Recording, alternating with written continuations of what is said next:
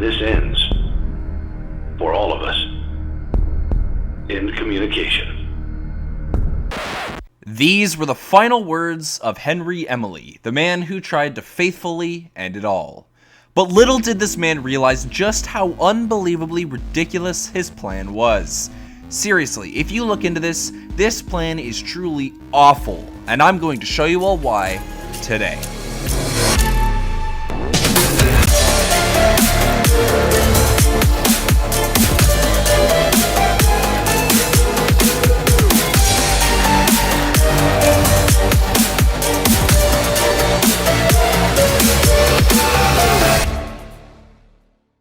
Hello, my fellow FNAF fans. In the release of the 6th FNAF game, Freddy Fazbear's Pizzeria Simulator, we got introduced to a character that we saw from the 2 books that had come out at the time, being the beginning co-founder of Fazbear Entertainment, Henry Emily. While we didn't know too much of this character from the books at the time, what we did know is that early on in his life in the novels, he ended up committing suicide over the grief over his daughter's death, Charlotte, who died at the hands of William Afton. However, what we did know was that he was the creator of Freddy Fazbear's Pizza and its animatronics, and later, after the 4th closet came out, was actually the creator of 4 separate robots that depicted 4 separate stages of his daughter's life. But then the 6th game of the series came out, and it revealed that this man was alive in the game timeline the whole time, and had returned to end everything off once and for all. He came up with a full elaborate plan and everything, and ended it with a well-rehearsed ending monologue that he probably spent a lot of time memorizing. But how did this plan go? Everyone else nodded along to his banger of a monologue, but me, I was looking at things a little bit more analytically, and let me tell you, this plan is actually genuinely trash. Like seriously, it's bad, and while admittedly his speech is sick as hell, it doesn't make up for the stupidity of his plan. I won't drag things out on the intro any longer, so without further ado, don't forget to like and subscribe, and let's get right into it. So, what exactly is Henry's plan? Luckily, I don't need to do a 50-minute analysis piecing everything together, since it's quite literally laid out in plain sight for us in the Insanity ending. Here's what he states. I could make myself sleep, but not yet. Not until I undo what he has done and heal this wound. A wound first inflicted on me, but then one that I let bleed out to cause all of this. I have to call them all back, all of them, together in one place. Don't forget Saturday. You want them all to be in one place. His plan essentially follows a few separate steps. Step 1 is to simply get them into the building. He creates something called the Rask, a machine that is meant to simulate audio lures from children in order to lure in each character that Henry is wishing to set free or kill.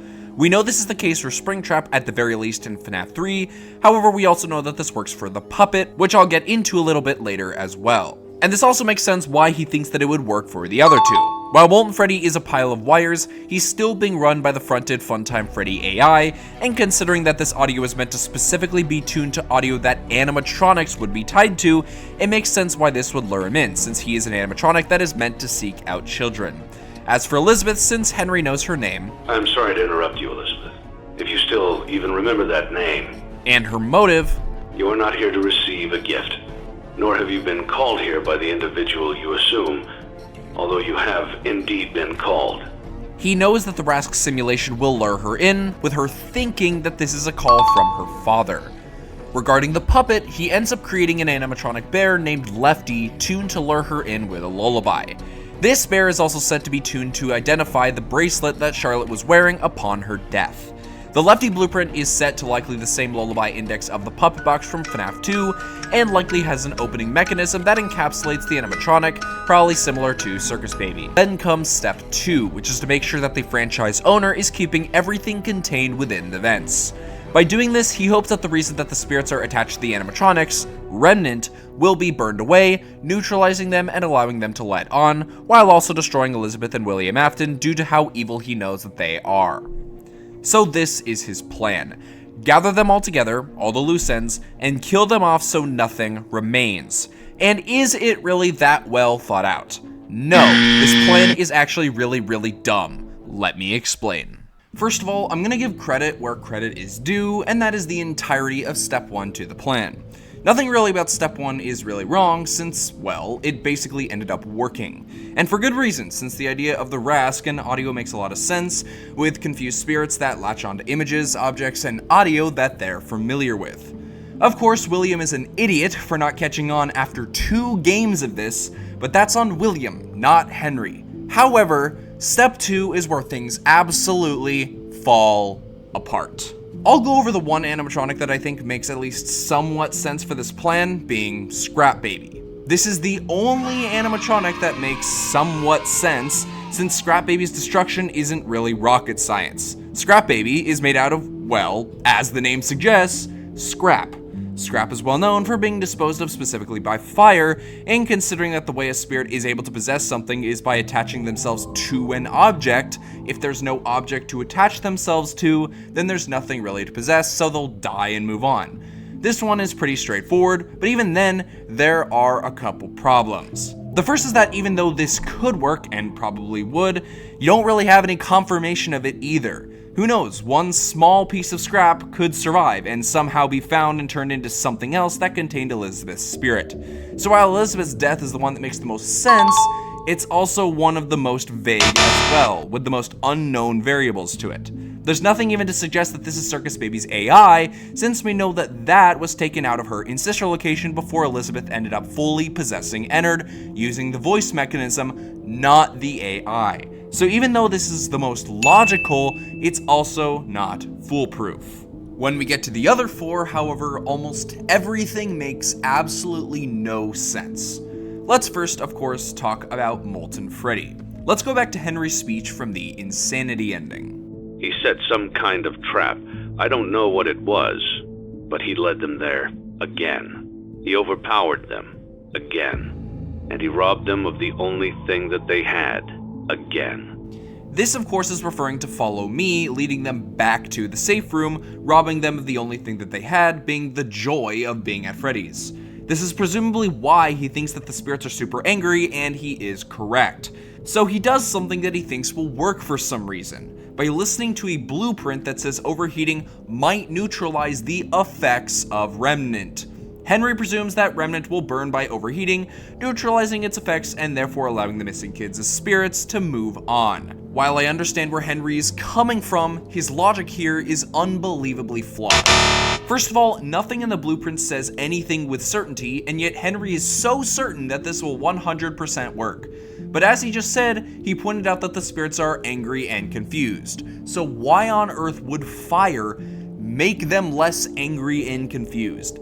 Even if it makes sense the spirits let on, you're just relieving them of their anguish, not giving them closure. Sure, you might be killing William in the process, but you're not giving them the knowledge of that, so frankly, it's somewhat cruel. But here's the worst part. Not only is the blueprint uncertain, as it says it's a possibility, it doesn't even say that it will neutralize the spirits themselves. All it says is that it neutralizes the effects of Remnant. By saying that it will neutralize its effects, it doesn't say it will actually neutralize the spirits themselves. So Henry, if we're in his position, not knowing how this stuff actually works, you could literally be walking in on this plan, killing their ability to move around inside of Molten Freddy, and yet not neutralizing their spirits, which unironically does exactly what Henry is grieving over. And he robbed them of the only thing that they had, again. If you're neutralizing Remnant supernatural effects yet not neutralizing the spirits themselves, you are literally doing what you claim William did to the spirits. But here's the true absurdity, in my opinion, to this all. Henry thinks that all of the spirits being in one place, all of the pieces everywhere being gathered, will ultimately destroy any remaining effects, which might be one of the main reasons why he's so adamant about bringing William, Charlotte, and Elizabeth all to the same location in case there are any remaining parts inside of their bodies. But you'll notice there's someone very involved with this plan that I haven't mentioned at all up to this point, Michael Afton. Why have I not mentioned him? Because he wasn't even part of the original plan. And to you, my brave volunteer, who somehow found this job listing not intended for you. Although there was a way out planned for you, I have a feeling that's not what you want. Knowing this, it actually makes me laugh, because what Henry doesn't realize is that the spirits of the missing kids are possessing Michael, which means that if he had not found the job listing, then on paper Henry's plan wouldn't work at all, because all of the remnant of the missing kids is not in one single place. Now I have to bring this up since I know someone will point this out in the comments. But wait, says very intelligent FNAF theorist. The spirits inside Michael is from a soul split. All they need to do is let on from their main possession point, since it's the spirit's choice to let on. And you are 100% correct, astute FNAF theorist. But this isn't a defense in Henry's case, since it makes his plan even worse. It is absolutely true, especially from knowledge of the fourth closet, that a spirit chooses when it wants to let on and when not to, which is why giving them a positive memory, like Charlotte does in Happiest Day, allows them to let on. But Henry doesn't know any of this. All Henry thinks is that you have to burn every single last bit of remnant to neutralize the spirits to set them free. So hilariously, yes, the plan does work without Michael, but for the reason that is completely opposite to what Henry actually thinks. And this gets into the final blow for Henry's plan when it comes to the salvation of the missing kids.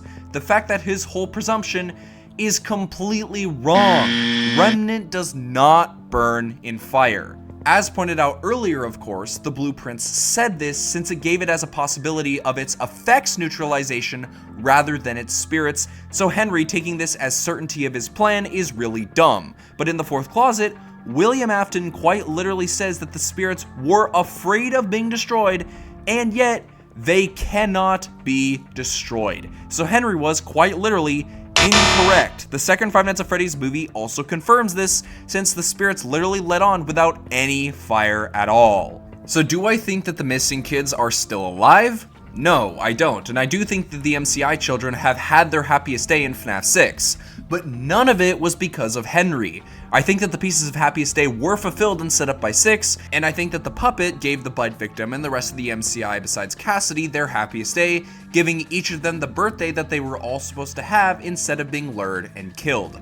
But this is not Henry's doing. This is their own. The spirits choose when they want to be set free, and it was by taking a memory and making it complete.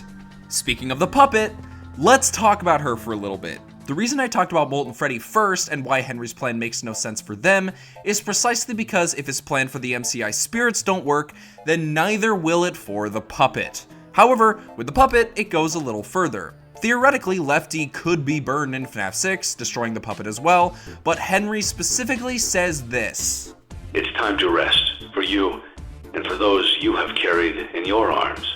He wants to give Charlotte a rest because he thinks that he's giving the rest of the MCI spirits a rest. But Charlotte, if she knows that the spirits wouldn't let on by fire or any other way than the pieces lining up for Happiest Day, she has every reason to hold on to that animatronic until she chooses to let on. But there's also another reason as to why Charlotte wouldn't let on, and this other reason is where Henry's plan goes from ignorant to outright idiotic. Charlotte has two goals: protect the spirits, but also defeat the killer.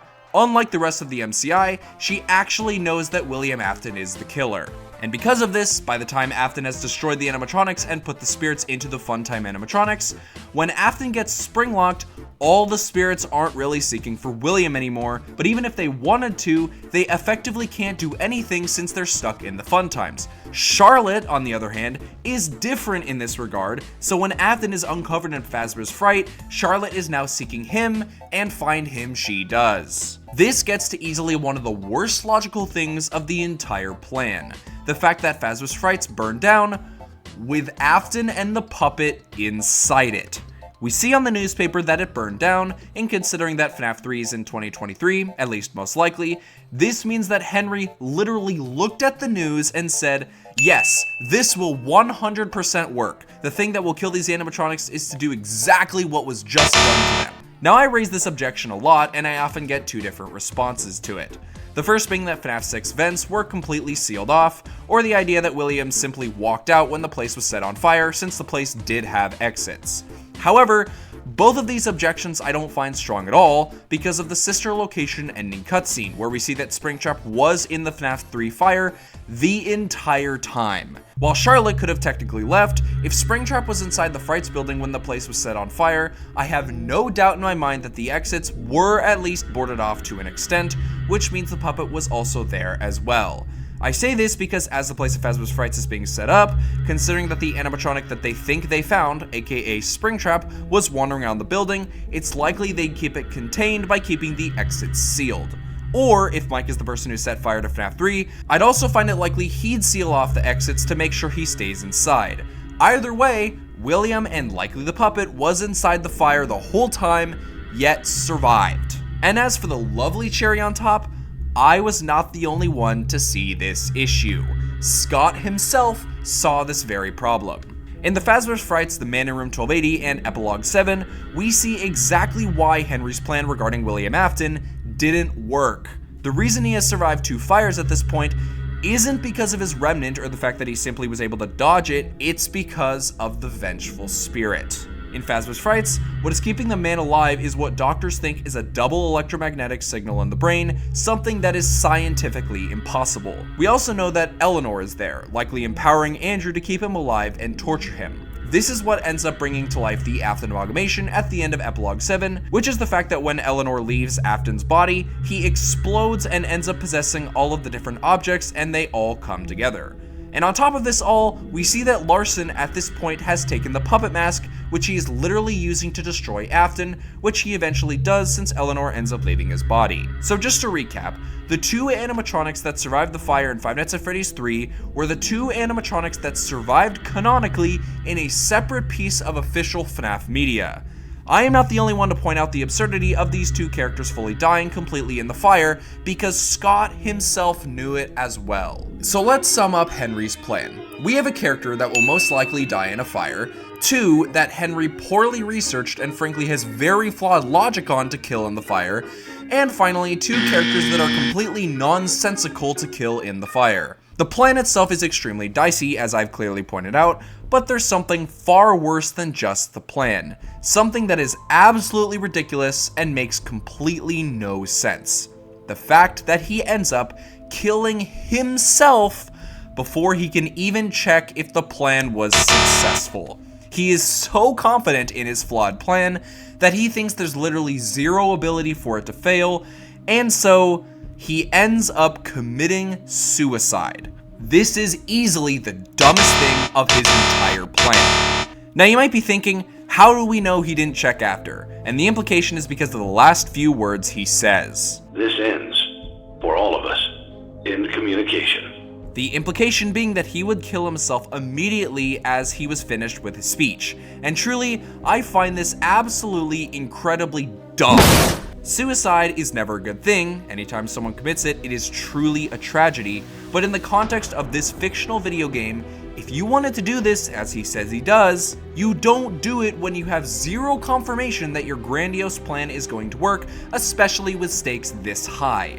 This is easily the most flawed thing Henry does in the entire game, and frankly, it deserves to be ridiculed. Because of all of this, we can truly say that Henry's plan in Freddy Fazbear's Pizzeria Simulator is flat out garbage. It does not work.